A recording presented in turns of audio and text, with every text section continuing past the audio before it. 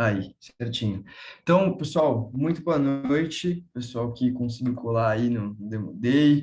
Muito obrigado para todos que chegaram agora já. Quem está chegando depois ou vendo a gravação, sejam muito bem-vindos também.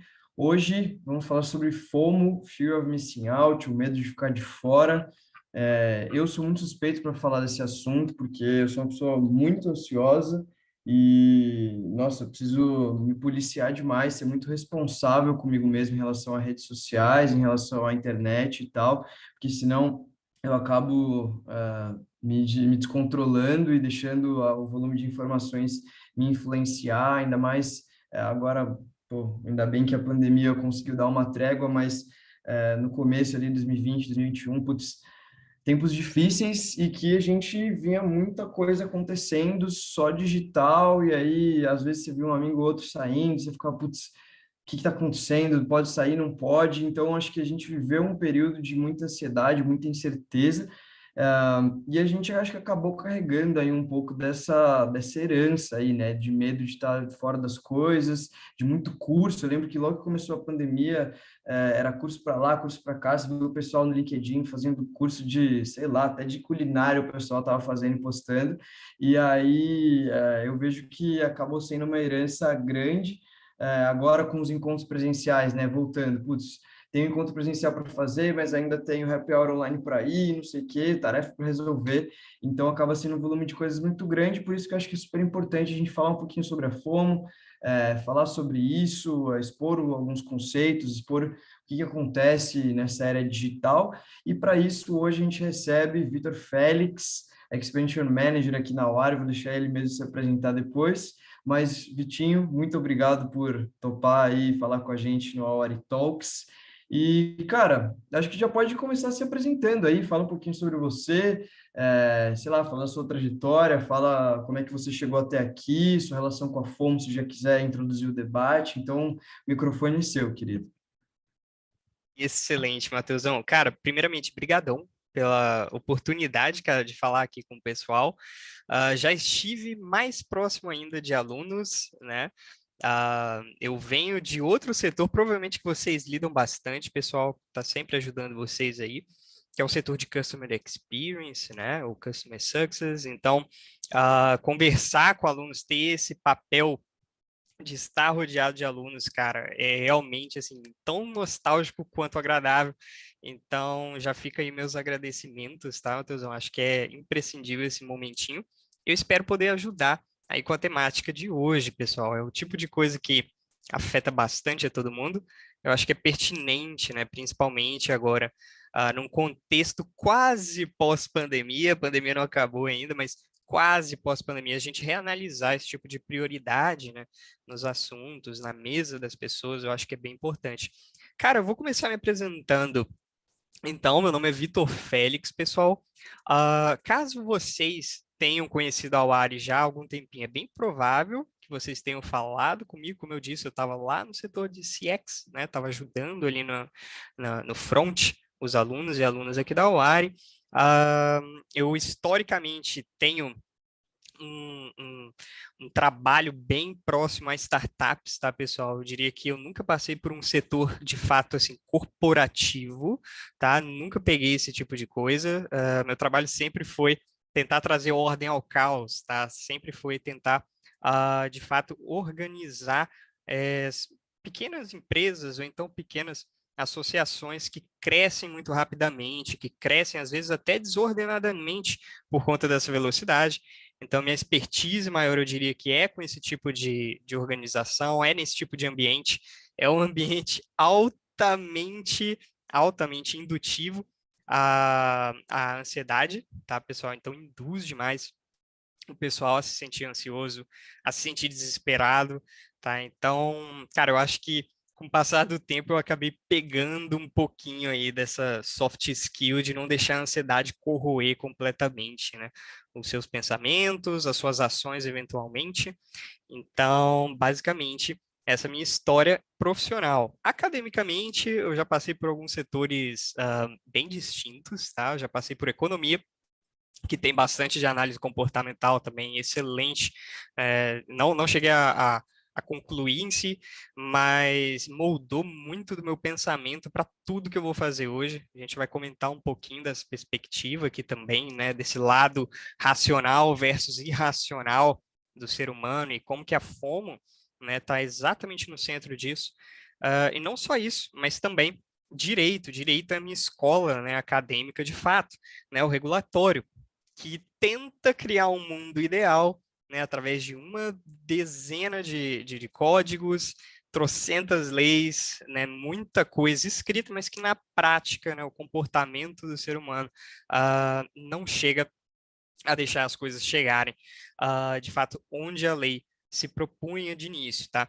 Então, basicamente, eu diria que relacionado ao FOMO, profissionalmente, academicamente, essas são as minhas expertises hoje, tá, pessoal? É sobre FOMO, basicamente, a vida inteira aqui, profissionalmente falando, muito desse sentimento, entendo vocês que se empatizarem com esse tipo de assunto, cara, eu estou sentindo isso, ou então já senti, né? Ou então sinto que pode me acometer. Cara, fique tranquilo, porque de fato tá acometendo todo mundo, cara. É uma das dinâmicas novas aí do século XXI, a gente vai começar a entender melhor isso e também ter um grau de insight maior sobre isso.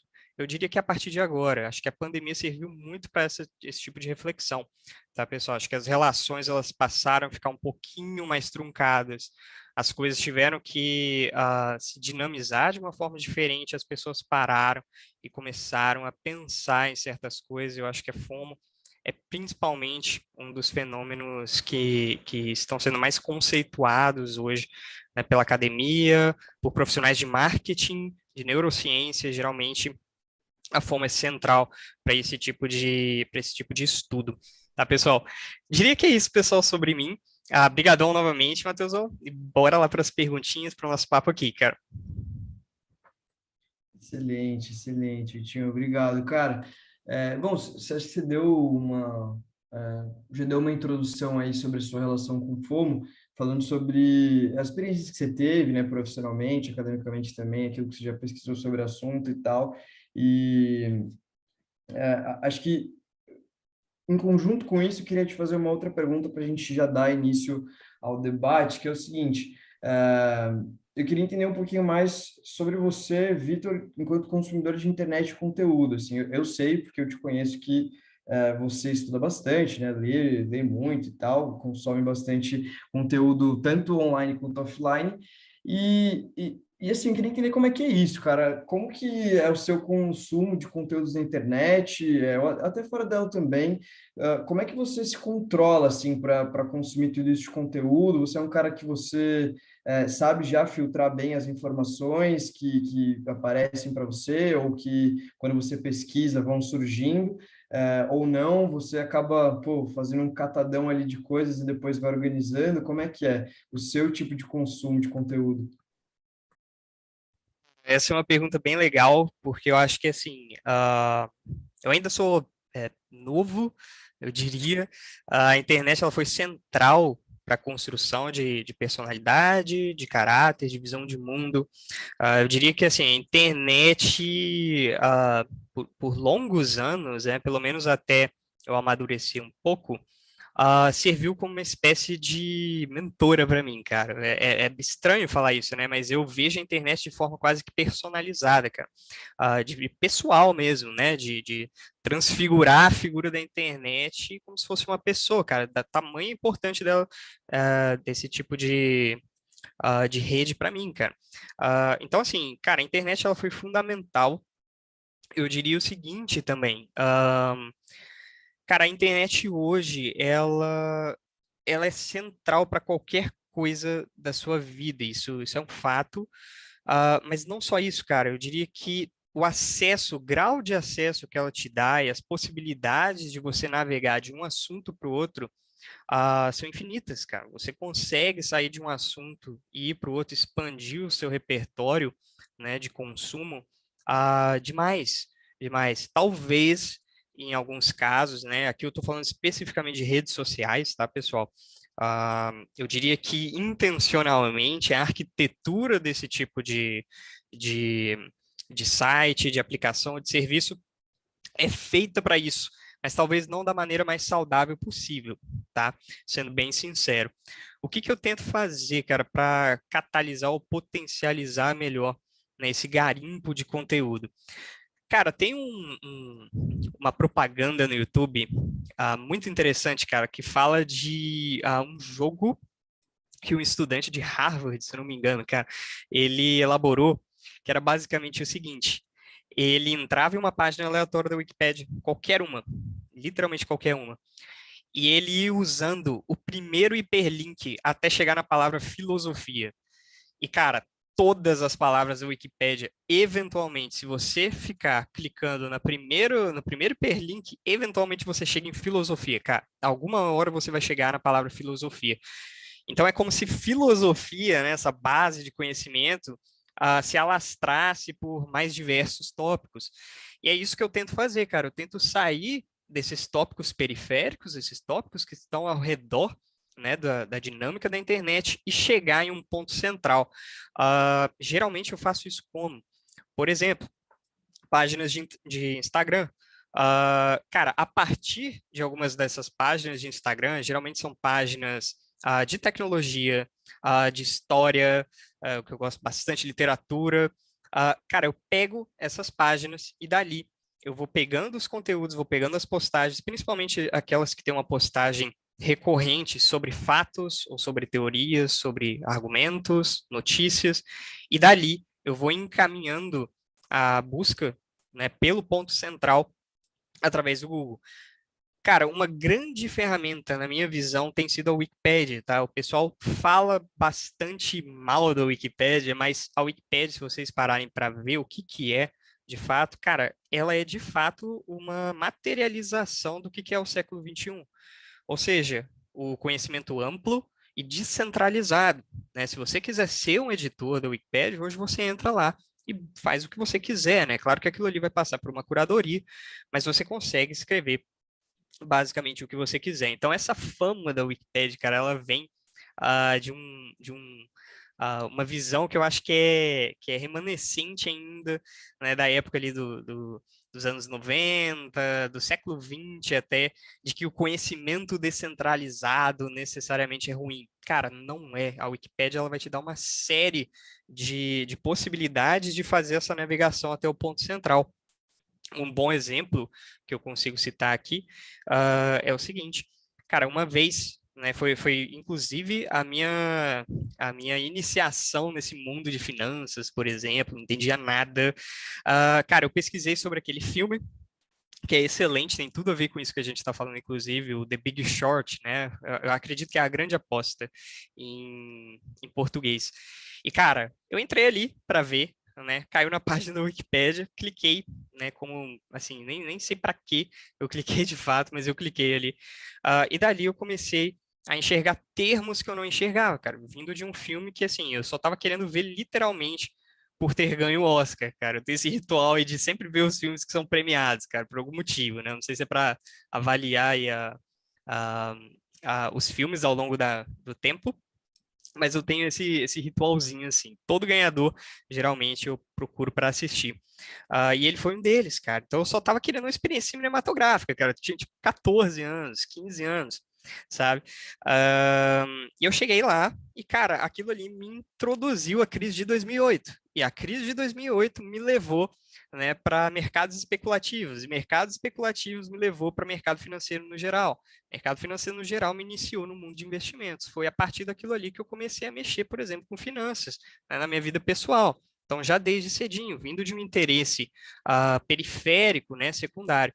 Então, eu recomendo muito isso. É óbvio que você não consegue fazer isso somente com a Wikipedia, né? A Wikipedia é uma ferramenta que eu acho que facilita muito, porque você consegue fazer esse fluxo de informação e esse fluxo mental e sair estudando pertinentes assuntos um atrás do outro através dos hiperlinks, mas você consegue, né, se ater também a esse tipo de coisa em basicamente qualquer ferramenta de busca, cara. O YouTube, os algoritmos ajudam com isso, cara. O meu YouTube hoje, ele literalmente me aponta, assim, coisas que são muito úteis, cara.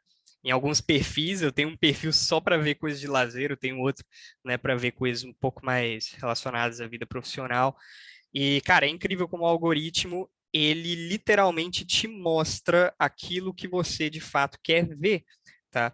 Então, o consumo de internet, cara, eu acho que ele tem que começar primeiro desse trabalho basilar, cara. Será que tudo que eu estou procurando em determinada conta, né? Claro que você não pode viver procurando só o que é sério, né? Todo ser humano precisa do lado lúdico. Mas, cara, é um bom exercício. Deixa o algoritmo trabalhar, deixa ele te mostrar algumas coisas. Dali você vai fazendo esse fluxo de informação até chegar em algum ponto central, em algum ponto basilar, né, que possa aumentar o seu conhecimento, aumentar a sua confiança, te ensinar novas coisas, coisas que sejam saudáveis. Então, geralmente é assim que eu navego na internet, cara. Essas portas de entrada, né, elas são de fato portões para eu seguir uma trilha muito mais profunda, cara. Eu diria até que provavelmente eu li muito mais artigos, não só da Wikipedia, mas a enciclopédia Stanford é muito boa para isso também, né? Tem vários hiperlinks, você vai encaixando ali, fazendo seu fluxo de informações. Eu diria que eu li muito mais disso do que livros propriamente dito na minha vida, cara. Muito mais, assim, muito mais. Uhum. Então, cara, eu recomendo, é uma prática aí que eu daria como recomendação para todo mundo, cara. Boa. Você colocou um ponto aqui legal, que acho que aí, de fato, coloca a gente onde o pessoal provavelmente veio aqui para ouvir, que é, de fato, a FOMO. Então, você estava falando sobre os algoritmos, né, que eles ajudam bastante, te mostram literalmente o que você quer ver. Acho que isso realmente é muito bom. Acho que alguns exemplos meus, assim, né, que foi exatamente isso. Eu estava vendo alguma coisa na internet e tal, e aí, por acaso, puta, o algoritmo me apresentou a solução que eu precisava, assim. Às vezes era um produto, às vezes era um curso, às vezes era até uma música, sabe, no YouTube ali que aparece, e eu não estava esperando, falei, puta, que música legal e tal, e isso vai girando. Mas eu não sei, eu queria colocar jogar aí a faísca para você pegar e dissertar sobre, que é o seguinte, acho que esse é o lado bom, né, dos algoritmos, mas e quando quando acontece o contrário, né? Tipo assim, o algoritmo ele te mostra alguma coisa, mas não necessariamente era o que você queria, e aí você fica com aquela sensação, tá, isso aqui não é o que eu preciso, mas talvez fosse legal aprender sobre isso, porque vai me ajudar em algum ponto futuro. Ou então, tá, beleza, se tem isso aqui que não necessariamente eu preciso, será que eu não estou esquecendo de mais nada? E aí, bom, o que eu quero dizer com isso? Quando você está nesse consumo de internet, você está aí pesquisando, enfim, navegando nas suas redes, etc., você tem esse medo de deixar passar alguma coisa e, afinal, o que que é a FOMO? O que que é o Fear of Missing Out, que é da sigla, né? Bom, respondi essa e depois eu tenho mais uma perguntinha aí engatilhada em relação a isso. Cara, excelente, cara. Cara, extremo medo, assim. Eu sinto que, à medida que o tempo se esvara, né, a gente tende a pensar que poderia estar melhor utilizando esse tempo de alguma outra forma. Ah, cara, isso é interessante pelo seguinte, esse termo em específico, né, se a gente for definir de fato que é FOMO, né? FOMO é uma sigla para Fear of Missing Out, né? Então, o medo de ficar de fora, né? O medo de perder algo que eu não esteja fazendo ou não esteja inserido no momento. Cara, é um comportamento humano extremamente natural, tá? Se você pega os economistas clássicos, né? O pessoal que se propôs primeiro a estudar o comportamento de um único indivíduo e replicar isso em massa, né? Os economistas neoclássicos, melhor dizendo. Cara, o que que você pega desse pessoal? Basicamente, eles dizem o seguinte, ó, cara, o ser humano tem uma tendência a agir racionalmente. Então, ele vai sempre otimizar recursos, tempo, a própria vida, em alguns casos até mesmo sentimentos. Tá? Então, as pessoas sempre vai trabalhar em função, em prol da otimização, né? Seja otimização do prazer, seja otimização do esforço, mas a otimização é um ponto central. Cara, a fome ela está exatamente relacionada a isso. Medo de quê? De estar de fora, de perder. Por quê? Porque algo além, algo externo, algo que eu não estou fazendo agora, poderia ser melhor na minha condição atual do que eu estou vendo nesse momento. Então, a FOMO, ela trabalha em cima disso. O termo em si, ele foi cunhado lá no fim dos anos 90, mais ou menos, início dos 2000, justamente para estudar esse fenômeno, né? Por que que as pessoas se auto-infligem ansiedade ou se auto-infligem algum tipo de, às vezes até de patologia, né? Psicologicamente falando, em si mesmos, em prol de fantasias ou em prol de hipóteses, coisas que nem estão acontecendo ou nem vão acontecer, né? E meramente são frutos essa otimização extrema que a mente da pessoa está fazendo ali naquele momento. Cara, de início esse termo foi cunhado para isso. Com o passar do tempo, já ali na metade dos anos 2000, uma pessoa, né, um aluno em específico, que se eu não me engano é o Patrick McGuinness, o nome dele, é um ex-aluno de Harvard, investidor hoje também, etc. Ele passou a utilizar o termo, né, da forma mais marqueteira. Então, FOMO passou a ser um termo, né, mais popular, mas associado a coisas em específico, né, sendo que o intento original, né, a intenção original dos pesquisadores, quando eles cunharam o termo, era justamente de identificar algo ruim, cara. Tipo, não, a humanidade tá adoecendo com isso, né? E o que que aconteceu? O termo gradativamente se tornou estratégia de marketing, por exemplo, cara. Não só de marketing, mas mercado financeiro trabalha muito com isso. Todo mercado que expande agressivamente, cara, ou está num ambiente concorrencial muito grande, utiliza a FOMO de propósito hoje. Eles podem até não chamar assim, mas é de propósito, tá? Isso é evidente. Então, assim, cara, eu responderia isso dessa forma, cara. Eu acho que medo, sim, todo mundo tem. Eu mesmo tenho em vários quesitos. Medo de, talvez, estudar algo, sendo que eu poderia qualificar em outra coisa. Ou então, estar atuando em algo, sendo que eu poderia atuar em outra coisa. Ou então, até mais prejudicial, né? E aí já é, né, falando de relações interpessoais, né? Estou passando tempo com X amigo, sendo que poderia estar fazendo outra coisa, etc. Então, esse pensamento otimizador ultra-racionalista que a FOMO traz para a gente, cara, geralmente ela só traz ansiedade, né? Só traz esse tipo de sentimento negativo. Então, sim, cara, sim, eu diria que o medo é constante, assim, é normal, todo mundo está sujeito a isso. Essa definição, eu acho que ela é bem acertada, né? É a necessidade de racionalização extrema, de otimização extrema que te faz querer desejar um caminho hipotético, que você nem sequer sabe se daria certo ou não, né? Mas na sua cabeça, e aquilo gera uma ansiedade extrema também, você acaba achando que talvez fosse o certo a se fazer e não o rumo que você tá, né? Aqui eu vou até citar um pensador que eu gosto demais, cara, assim, ele meio que moldou bastante da minha personalidade na adolescência, que é o Miyamoto Musashi, cara, que era um escritor, na verdade, de ciências militares, assim, ele escrevia filosofia também, mas ciências militares, ele falava constantemente que existe mais de um caminho para o topo da montanha. Então, a FOMO, cara, ela deixa de existir justamente quando você percebe isso. Talvez o caminho que você já esteja seja um único grande caminho, incluindo as coisas que você fala não. Mas eu poderia ter feito caminho A ou B. Ok. Mas o seu caminho é um só, tá? Não existe uma ramificação eterna nem nada do tipo. Todo mundo vai trilhar um caminho só, né? E alguns caminhos mais robustos que outros, alguns mais sinuosos que outros, mas todo mundo vai caminhar um caminho só até o topo da montanha. Então, diria que é isso, cara. Boa. Caramba, bem legal essa frase. Bem legal mesmo. Provavelmente eu vou ficar pensando sobre isso depois.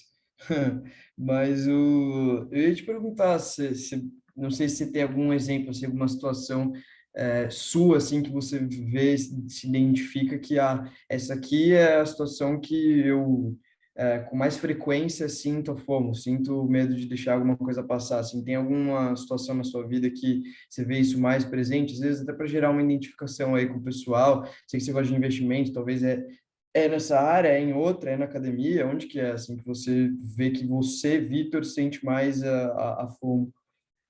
Cara, isso é uma boa, porque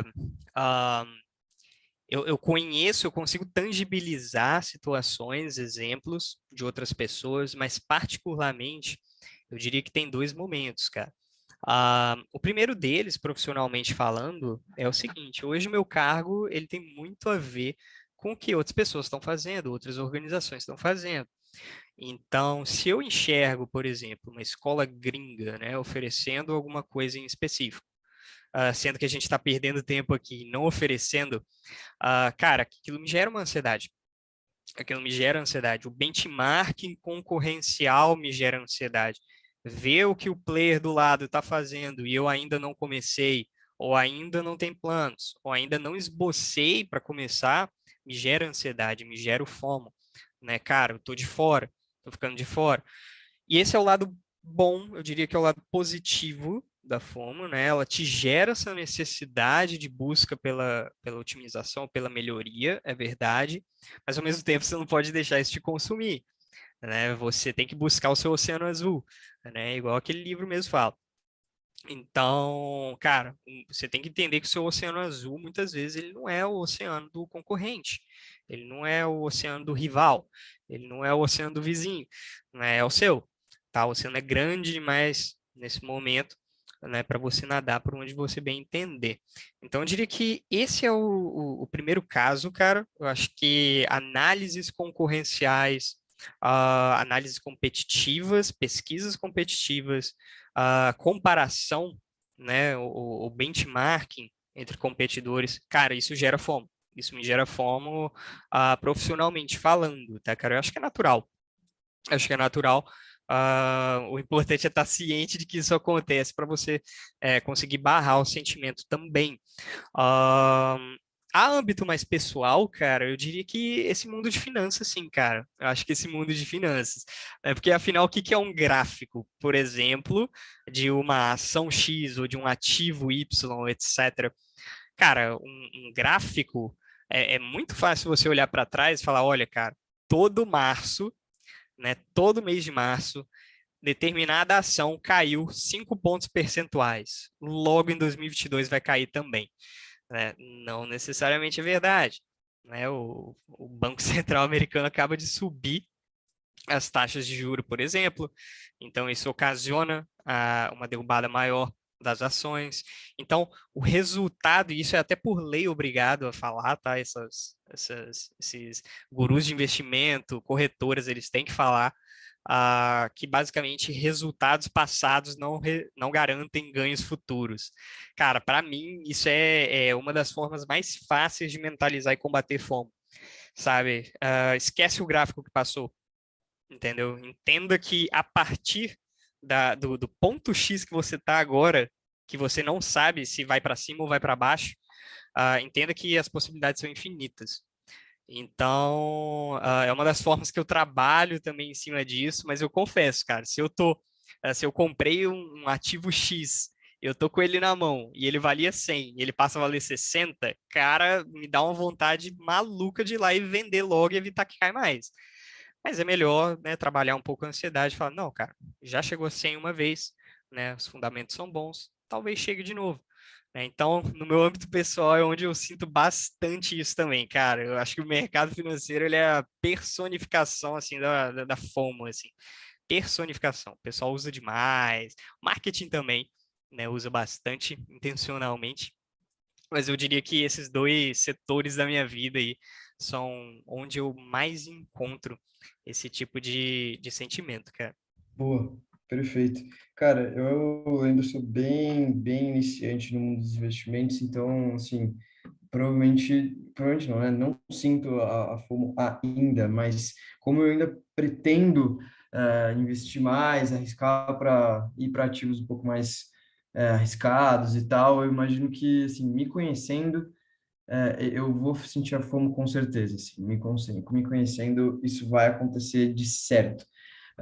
Mas é isso, né? Acho que para investimentos é um bom exemplo de que você tem que ter a sua cabeça no lugar, assim, né? Não deixar essas coisas te afetarem, senão você acaba não saindo do lugar. Total, cara. Mas você colocou um outro ponto mais um pouquinho antes, que acho que é legal de fazer uma outra pergunta, que eu até fiz essa pergunta parecida no Hour Talks anterior sobre síndrome do impostor, que é o seguinte, você comentou, né, que muitas vezes a consequência aí da FOMO acaba sendo isso, né? Te gera ansiedade, te gera alguns pensamentos, aí sua mente acaba te pregando peças, né? E eu queria entender, cara, o quanto você acha que a FOMO, ela é, na verdade, um catalisador de problemas que já existem. Por exemplo, a ansiedade. Então, a gente já tem aí uma semente de ansiedade em nós, já temos ansiedade em outros âmbitos, e a FOMO acaba sendo apenas um catalisador, uma coisa que potencializa esse sentimento já existente, ou não. Cara, eu diria que sim.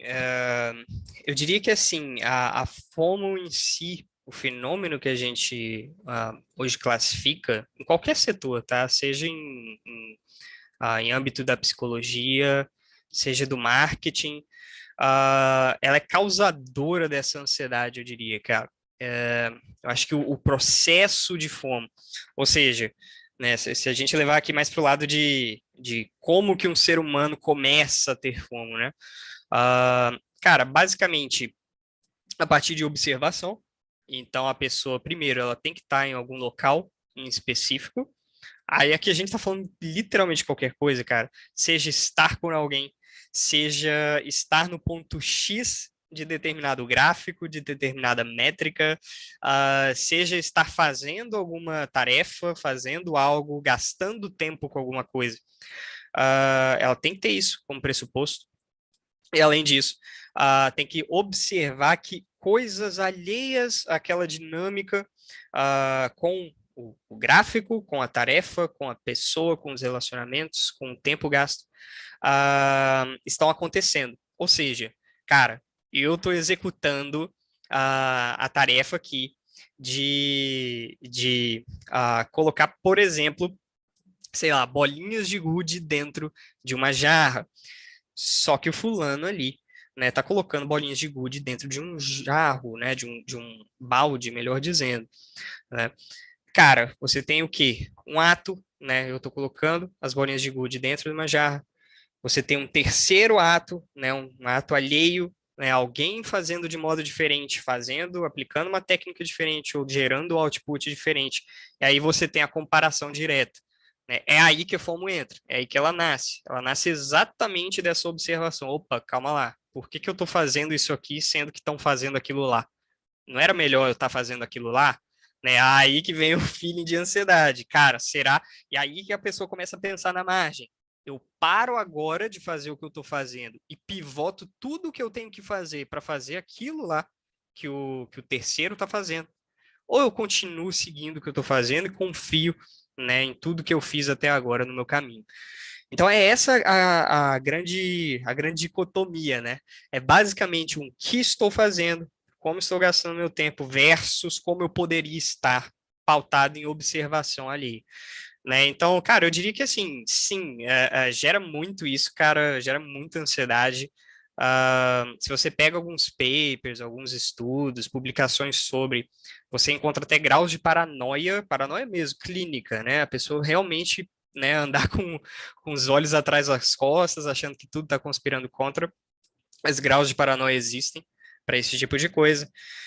Existe até um terceiro efeito, cara, que eu particularmente sempre chamei de síndrome do herói, mas eu descobri que o pessoal geralmente chama isso na academia de síndrome do maratonista, que é o quê? A pessoa que tenta ir pelo caminho de continuar o que está fazendo, mas fazer o que está sendo feito alheiamente também, né? Ou seja, a pessoa vira um faz-tudo, tenta abraçar o mundo, né? Geralmente o pessoal chama de síndrome do maratonista, né? O pessoal que tenta abraçar o mundo, fazer tudo que é possível, porque dessa forma, né, na mente da pessoa, ela continua no caminho que já estava trilhando e ao mesmo tempo abarca atividades que ainda não tinha abarcado. Então, tudo bem. Ok, teoricamente tudo bem, mas você vai ter energia para isso, você vai ter tempo para isso? Nem sempre é assim. Às vezes as coisas elas são um trade-off, são uma troca, né? Então, geralmente não é o mais aconselhável. É geralmente o tipo de pessoa que, por exemplo, aceita determinado prazo sem necessariamente confiar naquele prazo. Então, é a pessoa que, sei lá, recebeu um projeto agora. Cara, é para o dia 30. Ah, entrego no dia 30. Só que dentro dela, cara, lá no fundo, ela sabe que ela deveria entregar, na verdade, no dia 10 do próximo mês. Mas ela aceita no dia 30. Por quê? O medo de perda. Ah, se eu não aceitar o dia 30, a pessoa vai embora, eu perco o projeto. Nem sempre, cara. É para isso que existem negociação, para isso que existe diplomacia, para isso que existe saber falar, saber negociar, tratativas, né? Então, esse tipo de situação, cara, essa comparação direta, eu diria uh, que é de fato a causa raiz da FOMO, mas a ansiedade em si, eu acho que é muito mais um sintoma dessa dinâmica toda, sabe? Entendi. Acho que acaba sendo causa e consequência ao mesmo tempo, né? Exato. Legal. E você colocou, você falou sobre agora a síndrome do maratonista, e acho que é um bom momento para a gente entrar talvez em coisas mais objetivas, mais quantificáveis em relação à FOMO. E aí por isso que eu te pergunto, cara, como que eu sei que eu estou sofrendo da FOMO? Assim, quais que são os sintomas que a gente consegue listar? E aí o pessoal que está aí, que já sente, enfim, não sente e não sabe que está com FOMO, pode anotar aí no papel, falar, bom, então beleza, vou checar esses sintomas aqui, se eu sentir isso algum dia, pode ser que eu esteja com fomo. Então, se eu conseguir listar aí para a gente algumas coisas que podem indicar a fomo, acho que é legal. Cara, o principal deles, eu acho que é a indecisão. A indecisão, eu acho que é o primeiro deles, cara. É muito nítido, né? E vocês vão me ver utilizando muitos exemplos de mercado para isso, pessoal, porque é mais palpável, né? Mas subjetivamente você também vai sentir isso com outras escolhas. Mas a indecisão, eu diria que é o primeiro sintoma de todos, cara. É você parar e pensar, cara, eu estou no caminho certo mesmo ou eu deveria virar à esquerda? Eu estou seguindo aqui na direita. Será que eu deveria dar meia volta? Opa, não, é melhor voltar para o início do percurso. O que que eu faço? Né, a indecisão é a primeira delas. Por quê? Porque em grau comparativo, você olhou para o mundo externo, olhou para o que você está fazendo e viu que talvez, hipoteticamente, exista um caminho melhor. Aí chega a indecisão. Cara, eu estou pensando aqui na margem, né? Eu continuo, eu dou um passo a mais aonde eu estava, ou eu dou um passo atrás e volto para refazer algumas coisas ou pivotar totalmente meu caminho. Então a indecisão é a primeira delas, cara. Acho que o primeiro sintoma de FOMO é você decidir, né? Aquela é literalmente o pensamento marginal mesmo, né? Que novamente aqueles economistas neoclássicos falavam, né? O ser humano pensa na margem, ele pensa até o grau, até o limite de onde é vantajoso continuar determinado ato ou não. Eu acho que é exatamente aí o primeiro sintoma da fome existe, cara. É você se colocar nessa posição. Às vezes você nem tá, às vezes você tá no caminho certo. Só que você olhou para o lado e viu que estão fazendo diferente, e aí você pensa, cara, agora eu estou indeciso, eu sigo ou não, né? Fulano ali tá, sei lá, ganhando rios de dinheiro, tá fazendo outra coisa. Eu deveria pivotar o que eu estou fazendo, ou é só mérito de tração, né? Startups sofrem disso, assim, constantemente, né? É para isso que existe MVP, inclusive, para você fazer rápido, errar rápido, jogar fora, começar de novo, errar rápido de novo, jogar fora, começar, enfim, é um mecanismo contra esse tipo de coisa, né? Viver na indecisão constante, né? Ou então nos pressupostos aí tirados do alto da cabeça, né? Hipóteses. Então, indecisão, eu diria que é o primeiro grande sintoma, cara. O segundo deles, eu acho que é a ansiedade que decorre disso. Então você começa a ficar ansioso, você começa a achar que talvez você não esteja no caminho certo e deveria estar no caminho que o vizinho está também, né? Cara, eu sei lá, eu sou UX designer, e o meu amigo é também. Ele conseguiu X vaga e ele colocou, sei lá, um termo específico no currículo dele. O meu não tinha, né? Mas será que isso é causal ou é apenas correlato, né? O que que houve de fato, né? Será que esse termo no currículo ele foi pivotal para isso, né? Aí começa a te gerar ansiedade, você não sabe se tem que mudar, né? Às vezes você já tem a entrevista marcada lá e já enviou o currículo e foi dessa forma mesmo, né? Aí você fica se auto-sabotando pensando nisso. Então, cara, eu diria que esses dois sintomas, eles são, assim, recorrentes. Acho que todo mundo vai ter, todo mundo vai ter. E o terceiro deles, eu diria, né, que são esses graus de paranoia, né? Quando você começa a encontrar padrões em certas coisas que não tem padrão. As coisas não têm padrão. Então, cara, o preço de determinado produto estava R$ 10, né? Passou um dia, virou 9. Caramba, né? Mas eu poderia ter vendido a 10, cara. E agora? Agora eu não vou mais vender no preço de mercado mais otimizado. Ok, mas são as leis de mercado. Avança assim mesmo, né? Você vai esperar chegar em 10 de novo? Será que volta a 10? Será que continua? Será que é melhor garantir os 9, esperar 10 ou mais? Ou então, né, algum outro tipo de ação? Esse tipo de coisa, né, que começam a gerar padrões que necessariamente não existem, cara. São padrões auto-infligidos ou então percebidos subjetivamente. E você começa a trazer isso para a perspectiva subjetiva, para a perspectiva individual, né? Hum. Então, cara, eu diria que esses são, de fato, assim, os maiores sintomas de FOMO, cara. Boa. E aí, cara, você comentou agora sobre, você deu o exemplo, né? A sua UX design e tal, eu consegui uma vaga, eu não consegui a vaga, meu amigo conseguiu, e aí logo vou estabelecer ali alguma relação de causalidade que eventualmente não existe e tal. Acho que você deu uma boa introdução aí de como que a FOMO pode afetar na sua carreira. Então, acho que, assim, não sei quantos que estão aqui já sentiram, sabiam que é FOMO ou não, etc. Mas, como a gente, né, aqui na UAR, a gente acaba tratando bastante de carreira, se você conseguisse aprofundar um pouquinho mais nessa parte aí de carreira, né? Então, assim, eu quero dizer como a FOMO ela pode afetar assim a sua carreira profissional, a sua vida profissional. Acho que se conseguir dar mais exemplos de outras situações nas quais isso se aplica, é legal para também gerar uma identificação aí com quem está aqui na chamada. Excelente, excelente. Cara, sem sombra de dúvida, eu acho que tem dois momentos em que isso vai acometer mais ah, as pessoas, né? Acho que o primeiro deles é justamente na etapa de colocação ou recolocação profissional, tá? É a primeira delas, principalmente em situações de extrema indecisão, de extrema incerteza, ou coisa do tipo, coisa similar, tá? Exemplo, cara, ter que escolher entre duas vagas, né? Te ofereceram dois empregos, cara, e agora, para onde é que tu vai, né? Cara, isso é um cenário extremamente propício à FOMO, cara, né? E se eu escolher um deles, beleza, fiz a minha escolha. Aí eu olho um pouquinho pro lado e vejo que, cara, o pessoal que fez a escolha, eu fiz a escolha X e o pessoal fez a Y. Caramba, o pessoal que fez a Y tá bem, hein? Nossa, cara, aí você fica naquele martírio, né? Aí você entra naquela coisa que fica martelando, nossa, eu deveria ter feito, eu deveria ter feito tal coisa, eu deveria ter escolhido o Y, escolhi o X. Cara, não necessariamente, né? Como a gente já falou no início, existe mais de um caminho para o topo da montanha. Então, cara, não pode voltar atrás, a priori, num cenário desse, né? Você já fez sua escolha, está dentro da organização, a porta Y, né, se fechou. E aí você vai ficar com a fórmula martelando na tua cabeça. Você vai parar de produzir melhor. Você vai parar também de quantificar o seu tempo melhor. Porque a todo momento você vai estar pensando em méritos abstratos ou hipotéticos de tempo, né? Estou fazendo isso, mas poderia estar fazendo Y coisa. Cara, não é isso que a sua organização vai prezar, cara. Ela vai prezar pelo seu trabalho tangível, né? Não que você poderia ou hipoteticamente poderia ter escolhido. Não, é o tangível.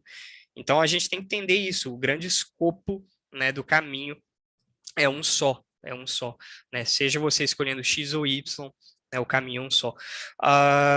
Então, cara, esse é um dos cenários em que eu visualizo isso acontecer, tá?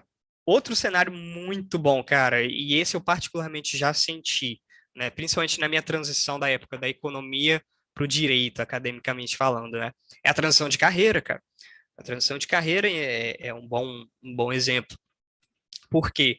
muitas vezes, né, e é até parte das personas, né, que a gente tem em média aqui na Lari, ah, muitas vezes as pessoas estão pivotando de carreira. Elas olharam para trás, olharam para o setor de tecnologia e pensaram, cara, ok, o setor de tecnologia talvez faça sentido, então eu vou estudar esse tal de UX design, aí, eu vou estudar esse tal de gerenciamento de produtos, ou então data science, ou então programação, eu vou estudar, porque está aquecido, né? Isso tem parâmetros objetivos, né? Você vê que realmente o mercado está aquecido, etc. Mas aí, digamos que a pessoa migre, né? Fez a migração, pelo menos formalmente, né? Dizendo de estudos aqui mesmo, de capacidade técnica. Aí olha para trás e fala: caramba, cara, mas a minha antiga carreira, eu ia estar ganhando mais lá agora nesse momento, né? Caramba, e agora, cara? Poxa, eu tô de fora, lá, vou voltar. Ok, mas e o tempo que você despendeu estudando, sei lá, programação front-end, né? Vai ficar para trás? Você vai voltar a utilizar se você voltar para lá? Vai ter serventia, né? Então, olhar talvez para a perspectiva futura nesse caso e entender que aqueles parâmetros objetivos lá do início, né? Ah, poxa, o mercado está aquecido, portanto vou mudar. Cara, eles não mudaram, eles não mudaram por conta da sua percepção. Então, isso é relativamente comum, né, cara? O pessoal que vai procurando transição de carreira, transição de função, olha para trás e fala: caramba, cara, se eu tivesse continuado na minha antiga carreira, não estaria, por exemplo, procurando emprego agora. É verdade. Mas será que daqui a 10 anos o potencial da sua antiga carreira é o mesmo da que você escolheu pivotar, né, para a área de tecnologia, por exemplo? Então é mais um exemplo de FOMO. Pode acontecer também, e eu particularmente já vi acontecer. Então, cara, seriam esses exemplos que eu acho que são bem pertinentes, cara. Esses exemplos de procura de emprego, transição de carreira, eles podem gerar fome, assim, num nível bem pesado. Principalmente quando você conhece alguém que estudou com você, estava ali do seu lado, e entrou numa vaga, e você ainda não. Aí você fica naquilo, né, cara? Caraca, cara, e agora? Será que eu tô no caminho certo? Medo de ficar de fora, né? Isso acaba acontecendo. Então, ter isso em mente, né? Saber o que que é e saber pelo que você tá passando ali já vai amenizar muito do problema, cara, muito. Boa, você já engatilhou aí na próxima pergunta também que eu ia te fazer, cara, que é justamente isso. Acho que talvez a resposta de ouro aí da noite, que é como dominar a FOMO. Acho que você já deu esse primeiro exemplo aí, né, que é, acho que se ater naquilo que de fato importa para você. Eu, enfim, como sou uma pessoa muito ansiosa também com essas coisas e com outras, é um exercício mental, assim, que eu tento fazer de conversar comigo mesmo, assim, e tentar me acalmar, né? Então, por exemplo, isso que você falou, tipo, da transição de carreira, não que eu já vivi isso, mas em outras situações, assim, que você olha, vê as coisas acontecendo, por exemplo, os meus amigos estão saindo e tal, não sei o quê, aí eu tô lá em casa assim, por mais que eu tenha escolhido ficar em casa, que eu sei por que que eu fiz aquilo, só de ver eles em outro lugar, tipo, dá aquela sensação, pô, mas será que eu não ia estar me divertindo ali? Pô, a galera tá curtindo e tal. Mas é bem isso que você falou, acho que você tem que lembrar do porquê que você fez isso, racionalizar mesmo, assim, parar, respirar, racionalizar e entender que você tomou essa decisão por uma coisa que ia te beneficiar, etc. Então, acho que isso é muito legal, me identifico bastante, talvez o pessoal também já tenha vivido isso ou vive, mas que mais, assim, cara, qual é o manual de regras aí, se é que existe, para a gente dominar a FOMO? Cara, isso é bem legal, assim, porque existem alguns frames, assim mesmo, de dicas de profissionais de soft skills, neuromarketing até, neurociência em geral, falando sobre. E, cara, o primeiro deles é apego aos fundamentos, né? Então é Fundamentals Attachment, né, que eles chamam até em alguns papers, assim, que é basicamente o seguinte, cara, os fundamentos para sua decisão original mudaram. Olha, Vitor, racionalmente olhando, né, eu contava, por exemplo, que ia chegar uma caixa cheia de bananas. Passou a ser uma caixa cheia de maçãs. Opa, então alguma materialidade no mundo, um fator objetivo mudou. Talvez seu caminho não seja mais o mesmo. Tá certo? Ok, faz sentido. O mercado que eu estava atuando estava expressivo, o negócio crescia 200%. Só que desde uma determinada regulação nesse mercado, ele está crescendo, né, nem 15 agora. Opa, um fato objetivo, você está embasando isso, né? Então, seus fundamentos para atuar nesse mercado mudaram, talvez seu caminho tenha que mudar também. Agora, isso é diferente, por exemplo, das percepções individuais, né? Cara, eu contava com uma caixa de banana, mas eu olhei para o meu vizinho e a caixa de peras, né, tá dando mais dinheiro. Será que eu devo necessariamente mudar? Não sei, não sei. O business é diferente, né, cara? Vender pera é uma coisa, vender banana é outra, né? Aqui no nosso exemplo hipotético. Então, talvez se nivelar olhando o próximo, né, de forma síncrona, né, ao vivo, não seja a melhor ideia, cara. Isso provavelmente vai te gerar fome. O melhor é você olhar para trás e fazer, né, o fundamentals attachment, né, que o pessoal fala. Se atenha a fundamentos. Eu escolhi atuar nesse mercado porque a época dos fatos era um mercado expressivo, crescia, fazia sentido, estava aquecido. Isso mudou? Cara, mudou pra caramba, né? Porque lançaram uma nova tecnologia aí que não tem mais vaga para isso. Então muda. Então muda. O mundo mudou. Você tem que acompanhar o mundo material, né? A menos que, né, esteja no seu coração continuar atuando naquilo. Óbvio, né? O ideal, ele nunca deve ser despriorizado frente ao material. É óbvio, né? As pessoas agem diferente com relação a isso. Agora, se a sua preocupação é do mundo, é advinda do mundo material, e os fundamentos materiais mudaram, então sua preocupação provavelmente está certa, cara. Provavelmente está certa. Muda, né? Muda. Isso é uma das chaves, cara. Eu diria que tanto micro quanto macro, cara. Eu diria que nenhuma empresa fica viva se ela não entende isso. Então tem que mudar rápido com base em fundamentos, né? Eu diria que olhar para o lado e ver o seu vizinho passando um perrengue com o mesmo business é um bom indício, mas não diria que é o suficiente para você escolher pivotar todo o seu business. Ele está rodando, ele está funcionando, né? No âmbito de carreira, você olha para o lado, né? Tu é, sei lá, um programador front-end, você está vendo que o UX design está dando mais dinheiro, né? Cara, será que faz sentido pivotar, né? Será que não é meramente uma percepção porque o seu amigo que se tornou UX designer está ganhando mais do que você? É um movimento de mercado? As pessoas pararam de contratar dev, pararam de contratar um programador front-end, não é necessário mais? Opa, é outra coisa. Então, essa é a primeira questão, cara. Acho que apego aos fundamentos, tá? E, cara, a segunda delas, eu acho que ela já tem um teor um pouco mais subjetivo, que é basicamente essa percepção de que todo caminho, na verdade, ele é um só, né? O que você erra é parte do seu caminho, o que você acerta também é parte do seu caminho. Não existe ramificação. A real é que efeito borboleta em si, né? Eu não vou entrar naquelas discussões de física teorética lá, os negócios bizarros, física quântica, mas a real é que no mundo material e prático, pragmaticamente falando, isso não importa. Você não vai ser capaz de perceber como teria sido um caminho B e não o A que você escolheu. Você não é capaz. Racionalizar isso já é uma das questões. Cara, eu fiz, mas eu fiz do jeito que eu embasei, que eu tive fundamentos à época e o máximo de informação à época para escolher. Portanto, eu escolhi o caminho A, né? E o B, né? Ok, posso ter errado não escolhido? Não sei. Quem sabe? Eu não tenho como ter percepção do erro, né? O meu caminho já foi trilhado, a flecha foi lançada em direção ao A. Então, eu diria que essas duas questões, cara. Essa segunda é mais filosófica, tem esse teor mais subjetivo, mas é algo que eu tenho absorvido ao longo dos anos e que evita muito de ansiedade, cara. Diria que martírio não é um sentimento bom, tá, pessoal? Tem várias implicações essa palavra, alguns até para mérito mais sentimental ou até religioso. Mas no mundo pragmático, no mundo do dia a dia, o martírio, ele na verdade não é bom, tá? Você querer se martirizar não é bom. Ele provavelmente vai reduzir seu output, você vai parar de produzir. Se você errou, ok, gente, eu errei, penso que uma solução é essa.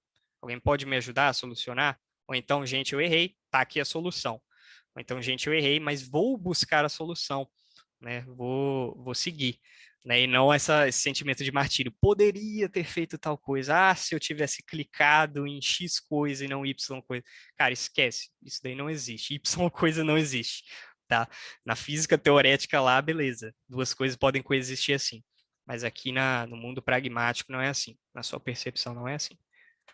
Pô, cara, você comentou de um assunto que, é, entre aspas, ainda bem que a gente já está finalizando o Audio Talks, porque senão eu ia ficar aqui a noite inteira falando que eu tenho só uma tatuagem em homenagem ao efeito borboleta, não vai dar para ver aqui, mas Olha, em homenagem ao efeito borboleta, e eu acho que, de certa forma, isso até me ajuda a conter um pouco a ansiedade, excelente. porque, é, cara, eu acho que isso é, de novo, muito filosófico, muito pessoal meu, mas eu acho que o bonito da vida é justamente os caminhos que ela toma a partir das decisões que você tem, Total. assim. Então, sei lá, quantas vezes você já não leu um livro, não viu um filme, falou com uma pessoa, foi em algum lugar que acabou mudando totalmente, a sua vida, né? A maneira com que você vê as coisas, ou então, sei lá, o lugar que você mora, enfim, tem uma infinidade de coisas que podem acontecer por causa de uma decisão.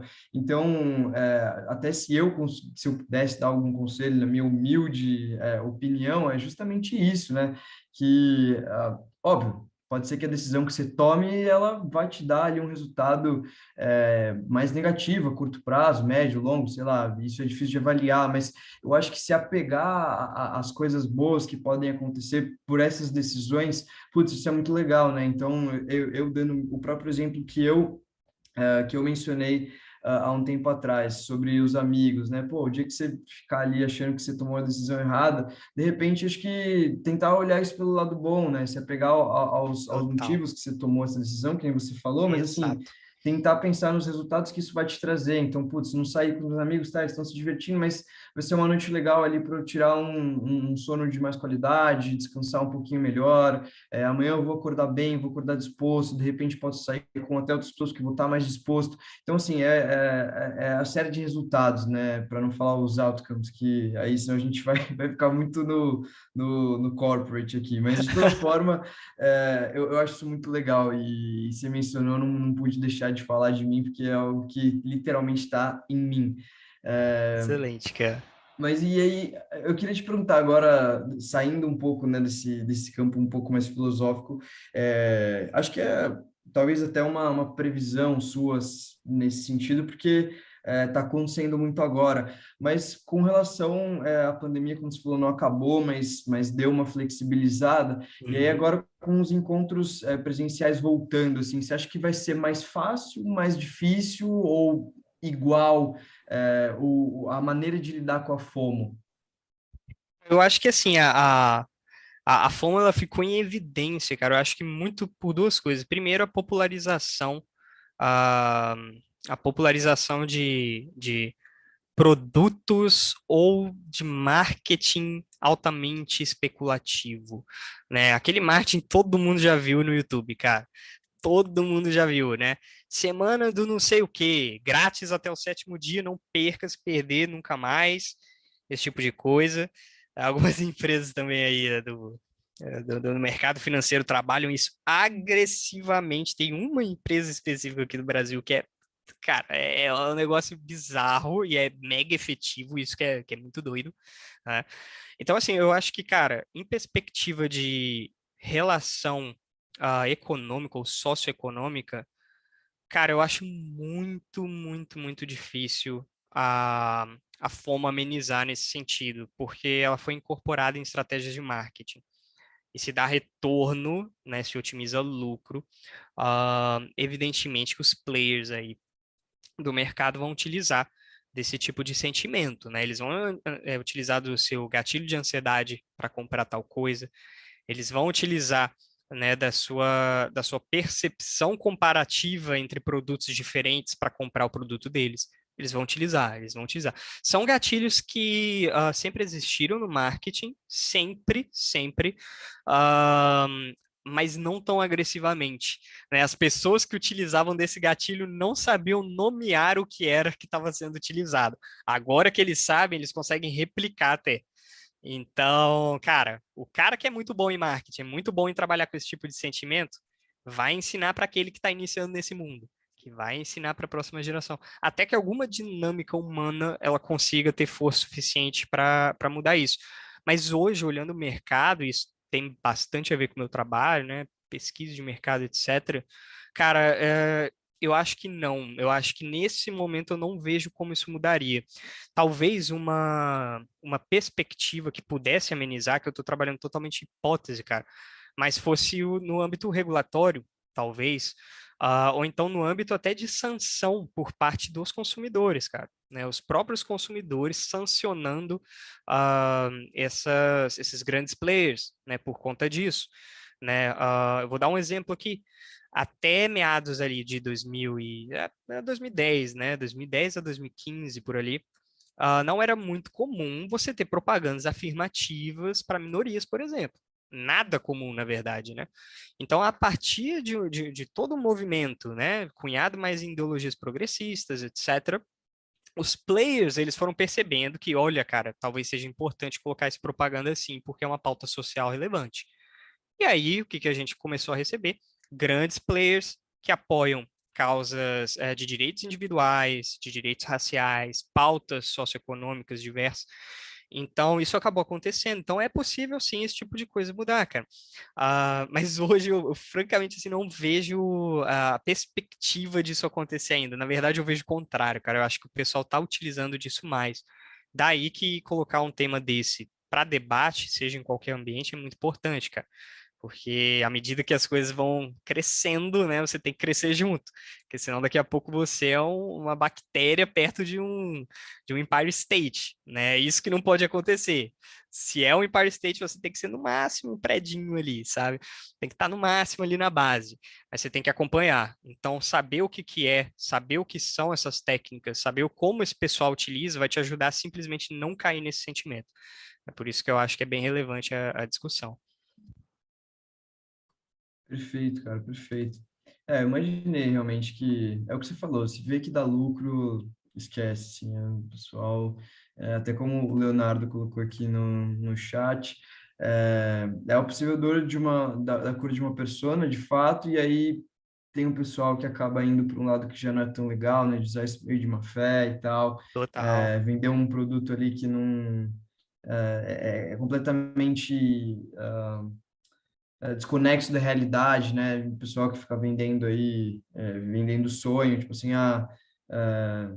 esses marketing digital da vida, Aham. sabe? Que você vai comprar o treinamento de não sei aonde, vai Exato, cara. ficar trilionário em 6 meses, sabe? Esse tipo de coisa assim. Exatamente isso, cara. Exatamente isso. É o pessoal que coloca a telinha assim do celular, aí tem lá 1.200.000. Tá vendo isso aqui?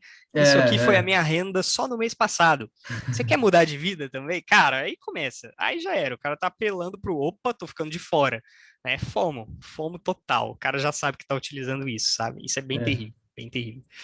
é complicado.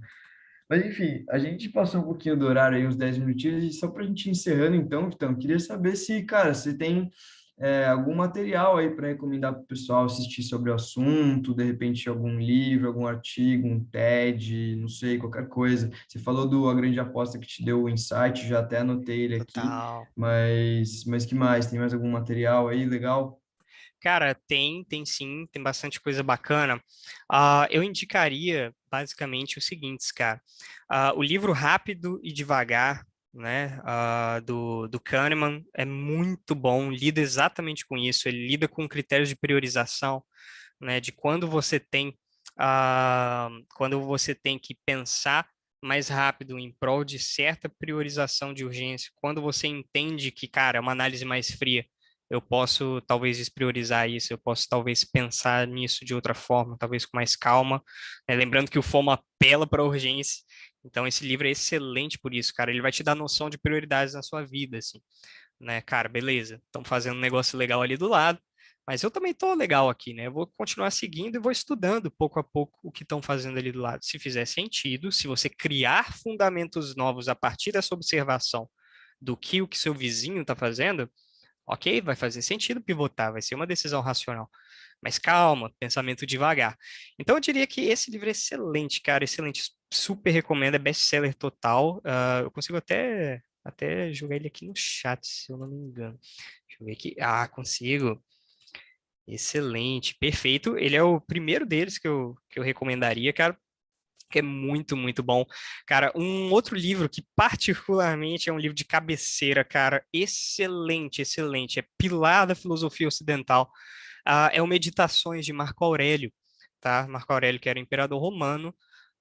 Cara, excelente, excelente, assim, ele ensina a lidar com a pressão e coisas alheias às suas próprias ações de uma forma muito boa, cara. Você passa a se sentir mais blindado, as coisas externas elas passam a te afetar um pouco menos, cara. É claro que não faz milagre, né? Não vai resolver a tua vida pivotalmente, ou vai, né? Depende, cada um vai interpretar e absorver, levar aquilo para o coração de uma forma diferente, Cara, mas desculpa te cortar, excelente. Tinho, que você falou disso do meditações, e me veio muito na cabeça que, enfim, eu treino Kung Fu e a Aham, gente zoa muito os caras que vendem, as academias que vendem o verdadeiro Kung Fu, o que aí verdadeiro é o pessoal que fala que você vai entrar lá e vai virar o verdadeiro Shaolin, Shaolin. que não sei o quê.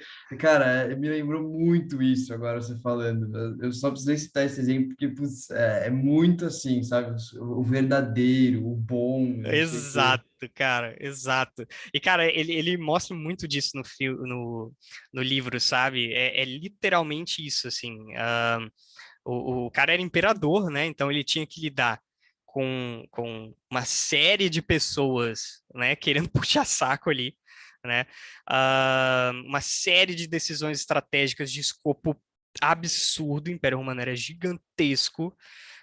E genuinamente ele encontrou formas de pensamento práticas, daí o nome meditações, é algo prático, não é algo abstrato, são práticas mesmo, mentalizar certas coisas, repetir certas coisas.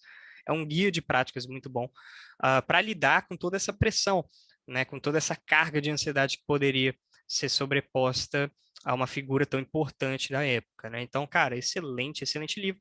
E, cara, por fim, eu recomendaria um filme para entender efeitos do FOMO numa sociedade, tá? Não vai te ensinar plenamente a como lidar com FOMO, mas vai te ensinar como que alguns dos grandes players aí do mercado, né, utilizam isso para te vender algo que provavelmente está ferrando a sociedade, né? Então aqui a gente tem o filme The Big Short, né, ou A Grande Aposta. Ele não é tão simples de entender de início, tá, pessoal? Mas eu recomendo dar uma lida no que foi a crise de 2008, como o pessoal apelou para isso, tá? Dando um breve spoiler aqui. Basicamente, o que o pessoal fazia era vender produto horrível, muito ruim, que tinha um rate de risco lá embaixo, horroroso, né? Eles juntavam um bolo daquilo e transformavam um rating em A, que é o maior, né? Em A, na verdade, né? Triple A. E vendiam como se fosse o maior rating no mercado. Ou seja, eles vendiam um negócio com um fundamento horroroso, mas que na aparência era bem diversificado, etc. Isso causou a bolha imobiliária de 2008 e acabou com a economia americana. Assim, os caras foi a maior desde 39, né? Desde a Grande Depressão, de 29, melhor dizendo.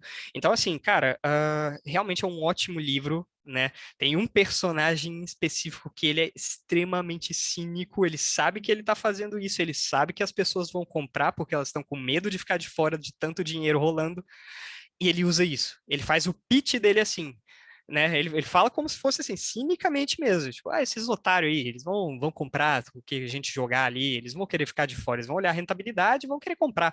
É isso. Mas olha isso, cara, que causou, né? Os bancos começaram a replicar essa prática e virou o que virou, cara. Virou a bolha imobiliária aí, né? A segunda maior crise do capitalismo, né? Então, bem bizarro. Enfim, pessoal, essas seriam minhas recomendações sobre o tema, recomendações para controlar, para entender como que afeta o mundo real, como que as pessoas estão utilizando isso contra você nesse momento e como que você talvez possa ser mais ético no momento que for trabalhar com competição, com marketing, com venda, né, com negociação, né, e pensar que, cara, calma lá, apelar para o FOMO assim tão agressivamente, acho que não é algo tão ético assim, talvez o mundo seria um local melhor se as pessoas não fizessem isso. Enfim, ficam as recomendações. Maravilha. Leonardo perguntou aqui no chat se tem algum outro filme, então, se tem alguma Cara, coisa que vem em mente. isso é uma boa. Tem um outro filme que ele fala dessa perspectiva do FOMO, ah, mas em âmbito pessoal, cara. Fala, por exemplo, de inveja em redes sociais. E o nome do filme, cara, é justamente esse, cara. É justamente FOMO, né? Eu vou procurar aqui. É um filme, se eu não me engano, dinamarquês, cara, mas ele tem uma boa. Não é aqueles filmes cults, nem nada do tipo, não, tá? Ele tem um pacing legal, né? Um roteiro bem interessante também. O rating no IMDb é bom, consideraria bom, né? E basicamente eles trazem isso, né? Eles trazem essa coisa do, cara, medo de ficar de fora, né? Faço tudo pelas redes sociais, faço tudo para estar engajado nas redes, para olhar, né, pro meu perfil e ver que ele é desejado, etc. Eu quero estar dentre os meios aí, né, mais engajados da internet e acabam fazendo besteira, etc. Que é excelente também, cara. É um filme bom, assim. Eu gostei. Assisti bem recentemente, tá? Bem recentemente. O Matheus tinha feito convite e eu pensei, cara, legal, tem um filme literalmente com essa temática. Achei bacana, cara, achei bacana. Ele não leva muito para esse lado pessoal, profissional, mas mais do lado subjetivo, né? De você olhar para o perfil do amigo, né, e achar que o cara arrebenta mais do que você, porque ele posta foto bonitinha e ganha 50 likes a mais. Mas isso aí não tem nada a ver, não cai nesse fomo aí também, né? Então, cara, é um filme bem interessante. Fala sobre isso, é bem legal. Boa, excelente, excelente. E tinha, cara, eu acho que é isso do meu lado. Não sei se tem mais perguntas. Anotei aqui as suas recomendações. Ah, cara, eu acho que é isso. Se alguém tiver alguma pergunta, por favor, fique à vontade aí para fazer para o Vitor, mas já de antemão, muito obrigado, tio, pela presença aí, por falar com a gente. Acho que foi bem legal. Você deu uma perspectiva histórica para as coisas que eu particularmente gosto muito, de contextualizar as coisas no tempo, né? Quando que aconteceu tal coisa, você falou da origem do termo que veio lá atrás, aí depois o mundo corporativo acabou se apropriando no começo dos anos 2000, etc.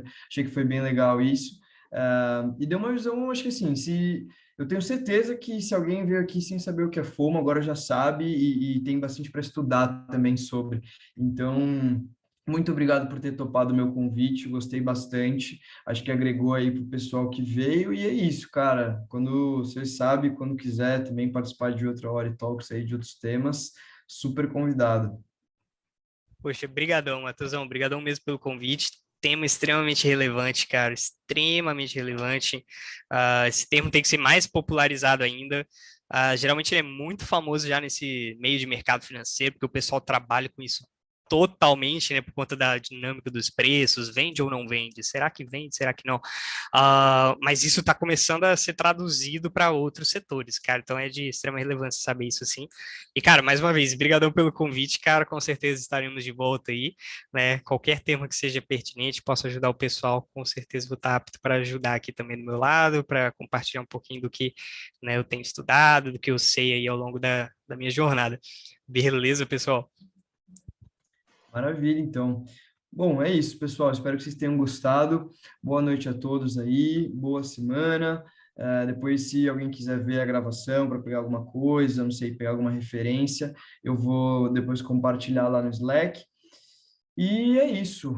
Muito obrigado a todos que ficaram aqui até o final. Passamos quanto tempo? Passamos um tempinho, 20 minutos, mas é isso. Acho que valeu também as recomendações e o que o Vitor colocou aqui no final. Beleza?